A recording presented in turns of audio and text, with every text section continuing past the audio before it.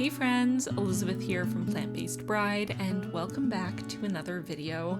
Today I'm going to be setting up a mid-year review spread in my bullet journal and talking you through how I'm going to be using the spread for my own mid-year reflection and how you can use a similar spread yourself.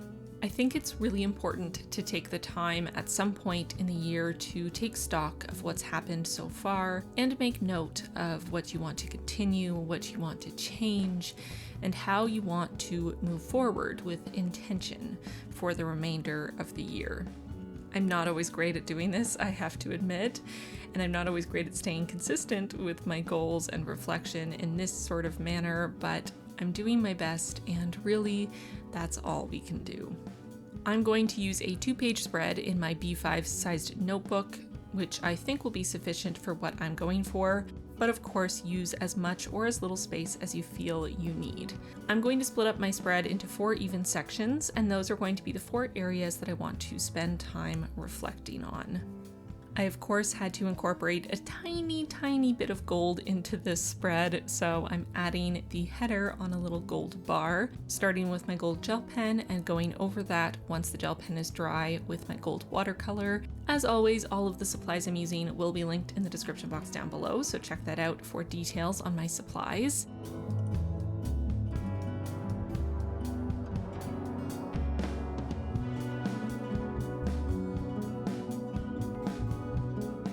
And for the individual sections, I thought it would look really cool if I created a very light, barely there shadow of a letter to represent the 4 areas. This was inspired by Within the Surface on Instagram, who posted their weekly with this sort of very light faded letters in the background, and I just thought it was so beautiful, so I took that idea and ran with it for this spread.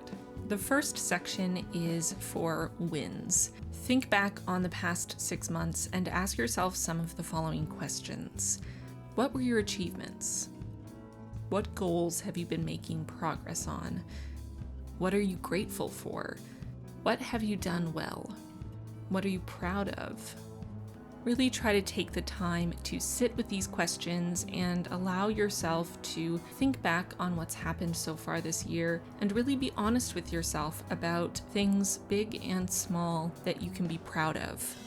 I know I personally have a big problem with focusing more on the negative than the positive when it comes to myself and my own abilities and achievements. And I know a lot of people struggle with the same thing. So if you're like me, this might be the hardest section for you to reflect on. And for that reason, I think it's important to do it first and push yourself to recognize those positive things, those wins, before moving on to anything more critical. Once you've come up with a few wins, I would suggest at least 3 to 4, though I came up with 7 for each section. We're going to move on to the next section, which is all about growth. Think about your experience of 2020 so far. What have you learned? How has your life evolved? How have you changed? What are those hard lessons and realizations that you've had? In what ways have you grown, and where have you noticed opportunities for future change? This section is sort of a mix of recognizing changes within yourself, both positive and negative, and also making note of ways that you could potentially change for the better in the future. Recognizing how you've handled the situations that 2020 has thrown at all of us on a global scale, seeing in what ways maybe you changed and shifted and evolved to meet those challenges, and in what ways maybe your life changed in a less positive way. And it's okay to not necessarily react in the best way to challenging circumstances, but it's also important to recognize the ways that we're maybe coping in an unhealthy way and try to shift those things and turn them around and grow for the better. The next section we're moving on to is release. What are you ready to let go of? What in your life is not serving you? What isn't working? Sometimes these are things that have worked for you for your entire life, but things change, we grow, we evolve, as we realized in the last prompt, And it's okay to change and let things go when they no longer serve you. Really try to take the time to sit with those questions and be honest with yourself.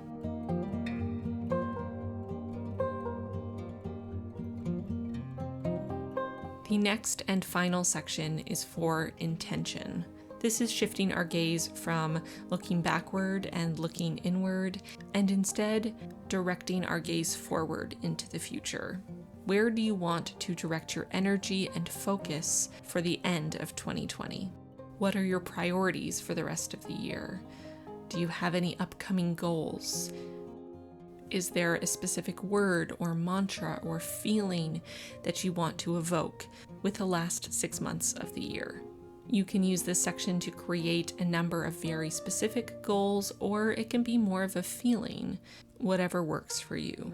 I definitely found the process of going through these 4 sections and taking a hard look at myself and my year very difficult.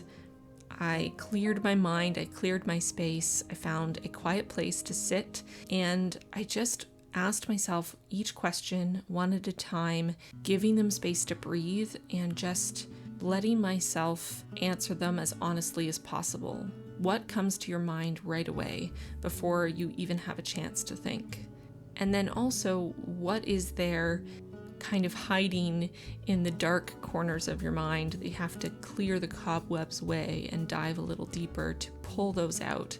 What are those things that your brain is trying to hide from you? Because our brains are really good at protecting us through denial, and while our lizard brain thinks that's an amazing idea and that will keep us safe, it doesn't allow us to grow and evolve and change and take accountability for where we've been and responsibility for where we want to be. I found this exercise incredibly enlightening. I'm not going to share my answers in depth because they are very personal, but I would highly encourage you to try these out at home, whether you make an entire spread for them, or maybe you just write a list, or maybe you just do some free-form journaling based on these prompts, or even if you just think about it and don't write it down at all. This year has thrown a lot at us, and I think it's an opportunity to shake up the status quo, because the status quo was certainly not serving everyone, and take a look not only at society as a whole and what needs to change there, but also at us as individuals, because we all have a part to play in making the world a better place. So that was today's video. I hope this was helpful for you if you've been looking for a way to do some sort of mid-year review. This is the first time that I've done one like this in such a structured way, and I really enjoyed the experience and think I may need to turn this into a bit of a tradition. I know I said I wasn't going to share my answers, but I do want to share just a little bit of what I wrote in the final section, my intention for the remainder of 2020. My focus is on the concept of blossoming and evolving as a person. I would really like to use the last half of 2020 to really start the process of blossoming into a new version of myself, someone who is more confident, more at peace, more joyful, and in doing so, become someone who is more resilient and able to be a force for good. And maybe it sounds cheesy to think about the imagery of blossoming as a person, but it just came to me while I was doing this exercise, while I was ruminating on these questions, and I just felt it was such a perfect metaphor for what I think I'm on the cusp of doing, what I think I'm ready to do. But it's scary to change. It's scary to open up and turn into something else, a metamorphosis, if you will. With that opening comes vulnerability, and there's risk there, but there's also so much potential. So I would love to know in the comments down below if any of these questions brought up something profound or significant for you.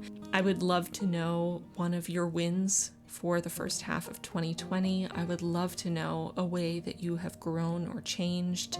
I would love to know about something you've finally decided to let go of and free yourself of. And I would love to know what your intention is for the rest of 2020. Let's share that discovery in the comments down below. As always, let's make the comment section a very supportive and caring place. And I would love to see your versions of this spread. If you decide to create your own mid-year review spread in your bullet journal, tag me on Instagram. I would love to see them. My Instagram is linked down below, so you can follow me there if you haven't already. And that's it for this video. I really hope that this video is helpful and that it inspires you to take the time for some self-reflection, because we can all grow into better versions of ourselves. And adversity really is the perfect environment for growth and change. And what 2020 has done best is adversity. So let's turn this situation that we're in into a positive. Let's grow as individuals and as a community, as a society, and make ourselves and the world a better place. So that's it from me today. Thank you so much for watching this video. Give it a like if you enjoyed it. Subscribe if you haven't already, and I will see you very soon in my next one. Bye, friends. I want to take a moment to thank my patrons for their support. Extra special thanks to our newest patron, Elise. Welcome to the squad. We're so excited to have you. If you at home want to join the squad, feel free. There's a link in the card and in the description box down below. And if you're looking for something else to watch, I recommend you check out this video or this video.